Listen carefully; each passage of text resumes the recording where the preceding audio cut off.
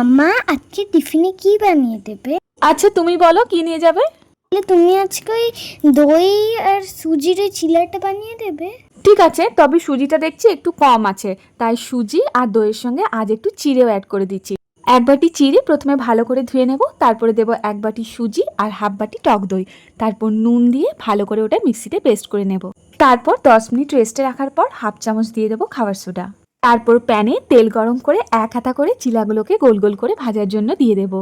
মাম্মা চিলের উপরে একটু পেঁয়াজও দিয়ে দেবে, তুমি তো জানো আমি পেঁয়াজ খেতে কত ভালোবাসি। আচ্ছা বাবা, চিলার উপরে পেঁয়াজ দিয়ে দেবো। আমি জানি তো তুমি পেঁয়াজ খেতে কতটা ভালোবাসো, তাই আমি আগের থেকেই পেঁয়াজগুলো কেটে রেখেছি। অল্প একটু করে পেঁয়াজ দিলাম, ঠিক আছে, যাতে পেঁয়াজগুলো তোমার মুখে পড়লে খেতে ভালো লাগে। মাম্মা কত সুন্দর লাগছে এই গোলগুলো সফট সফট চিলাগুলো। তাই তোমার টিফিন দেখো একেবারে রেডি, আর সাথে দিয়ে দিলাম মাটির কলসি থেকে এক বোতল ঠান্ডা জল। সবটা খেয়ে নেবে কিন্তু।